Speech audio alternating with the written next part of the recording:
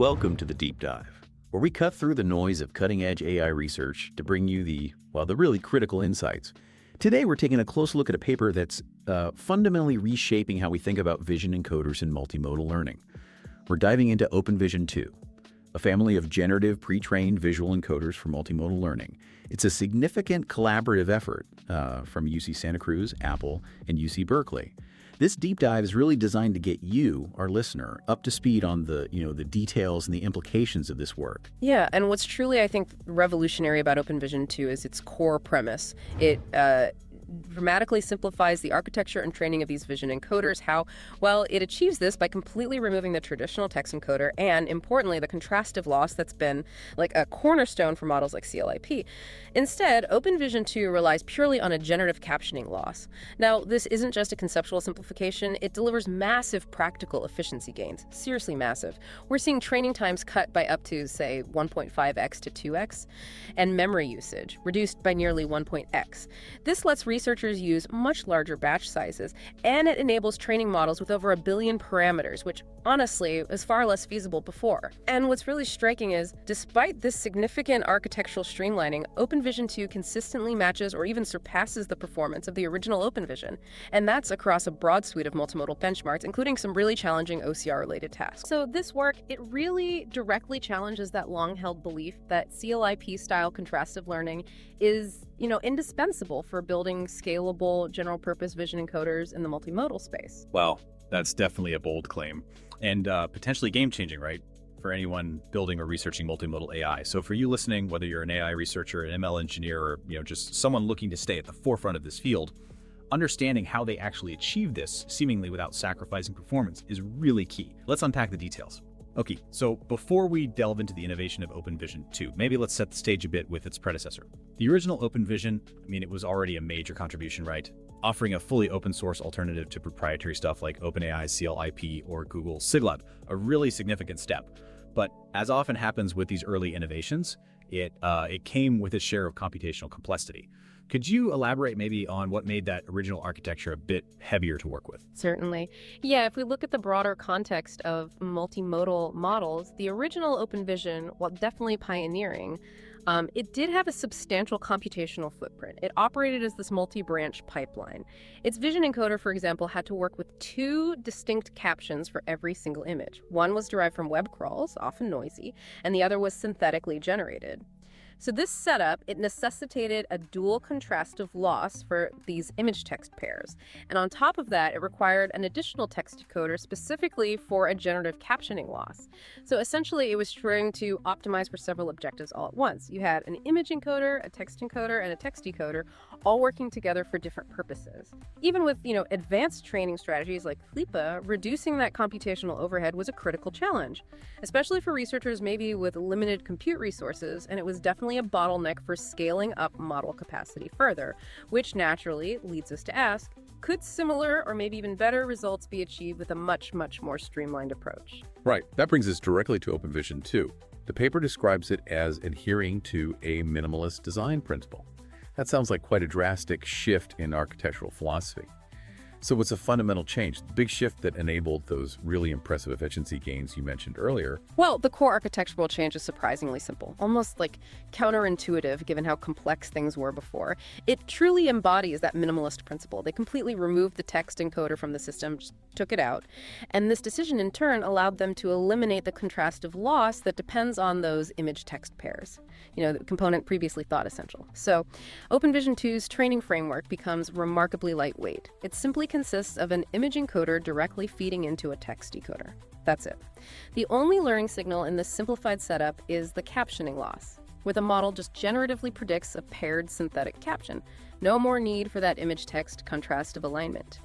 Effectively, this collapses that complex multi-branch system into a streamlined 2-module architecture, which, as you'd expect, drastically reduces computational operations, the FLOPs, and the GPU memory usage. It's kind of like redesigning a complex engine and discovering, wow, half these parts weren't actually necessary, yet it still performs just as well, maybe even better. The simplification is really the engine behind its massive boost in efficiency. Okay, so if I'm following correctly, the image encoder spits out visual tokens, and those just go straight into the text decoder for caption prediction. That really is a significant architectural leap. Did the researchers run into any unexpected challenges making that direct connection work so well, especially, maintaining nuanced understanding without a separate text encoder? And beyond this core simplification, were there any other clever tricks they implemented? Maybe to boost efficiency even further during the pre-training phase? That's a great question, yeah. And it really speaks to the robustness of their approach. While that direct connection is central, they also implemented another, I'd say, pretty clever efficiency tweak during pre-training. They found that randomly masking roughly 2/3, 66% of the visual tokens generated by the image encoder before they hit the text decoder, that proved highly effective. So the remaining 1/3 provides sufficient conditioning for accurate caption generation. But at the same time, it significantly reduces the computational load on the text decoder. And interestingly, this doesn't just make training more efficient. As their Ablation Studies show, it actually helps the model learn more robust and informative visual representations. It kind of forces the model to work smarter with less input data. Huh. Interesting. Now, this purely generative approach, it isn't entirely new, right? We've seen some papers like Kappa and AIMV2 exploring similar ideas. So for researchers trying to navigate this landscape of new papers, trying to understand what really stands out, what's genuinely novel about OpenVision 2, how does it differentiate itself from these earlier works? Right. This gets us to a crucial distinction. What makes OpenVision 2 a unique step forward? While it definitely builds on that sort of caption-only philosophy, it introduces several really impactful improvements. First, and this is huge, the quality of the captions is paramount.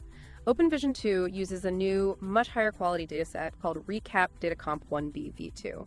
Now, unlike the, let's say, noisier web captions used in Kappa, these are generated by Llama 3 models. They're fully recaptioned, they're longer, and significantly more grounded descriptions, which is far superior for generative supervision. That's a substantial leap in data quality right there. Second, looking at Modality Fusion, OpenVision 2 simplifies the process. It replaces cross-attention with just a direct concatenation of visual tokens within the text decoder. This aligns with more modern practices we see in models like, say, Lavier. Plus, their technique of dropping that random subset of visual tokens during training, it serves a dual purpose, it regularizes the encoder and reduces decoding costs. Pretty neat.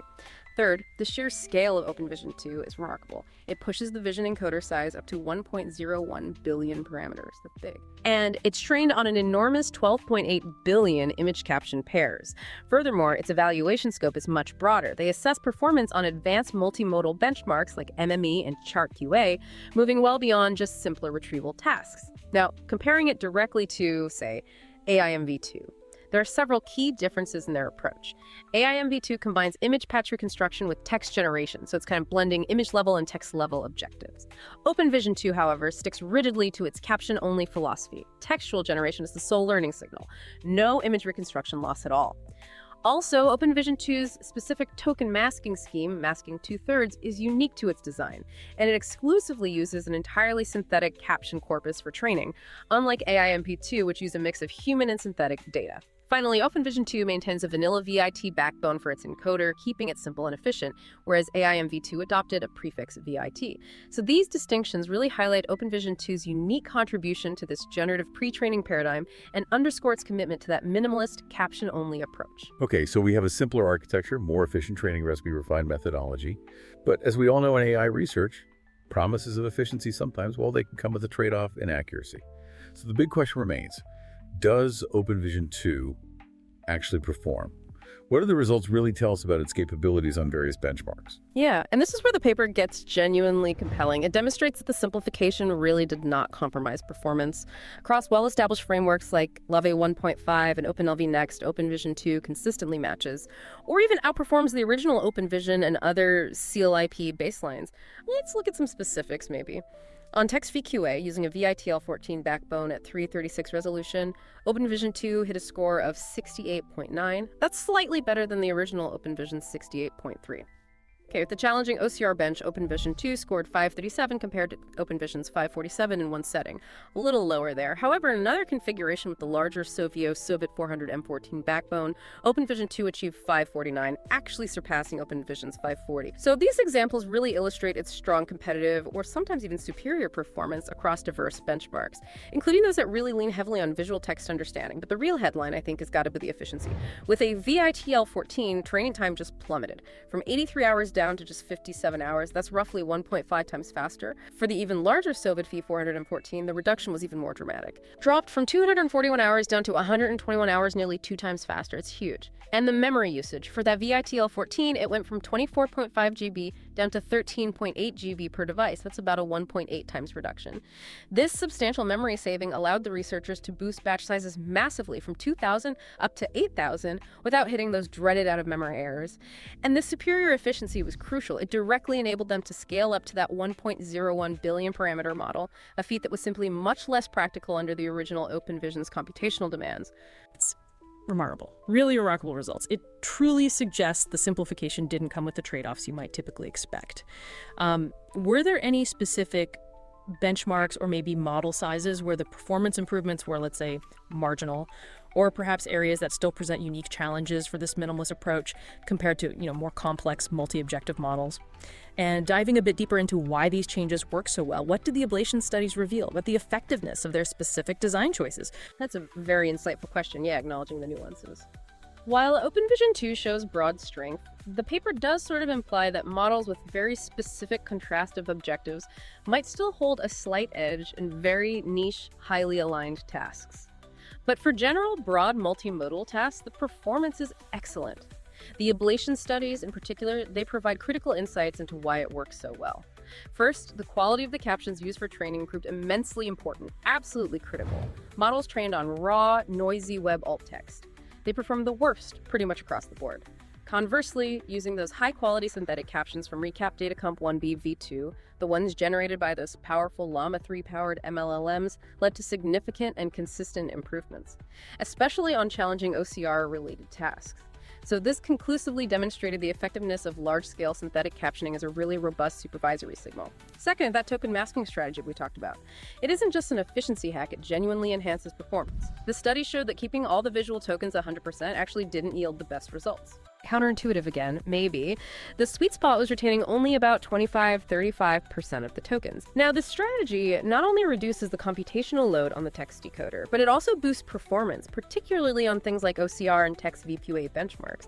It seems to work by forcing the model to learn more informative, more compact, and salient visual representations from a smaller, more focused set of tokens, which ultimately leads to a more efficient and effective learning process overall. This deep dive into OpenVision 2 really illustrates that sometimes, even in the complex world of AI architecture and training, stripping away complexity can lead to profound breakthroughs. It really emphasizes that innovation isn't always about piling on more features and more steps, but maybe about building smarter, more efficient systems that still perform right at the cutting edge. Indeed, exactly. And to further accelerate this paradigm shift and really empower the wider research community, the researchers have made a pretty substantial contribution here. The full OpenVision 2 training code, the pre-trained checkpoints, and that high-quality Recap Datacomp 1B v2 corpus, it's all openly available. You can find it on their project page and on GitHub. This open source release really invites you, the community, to explore and build upon this generative-only paradigm. So for you, our dedicated AI researchers and ML engineers listening in, this work presents a really crucial consideration, I think. Will purely generative pretraining eventually, maybe, fully eclipse contrastive methods for vision encoders in these big multimodal foundation models? Or will there always be a place for both approaches, perhaps specializing in different niches where their unique strengths really shine? It's definitely a thought-provoking development, one that will undoubtedly shape the future of multimodal AI. Thank you for joining us on this deep dive. Stay curious, keep building, and we'll catch you on the next one.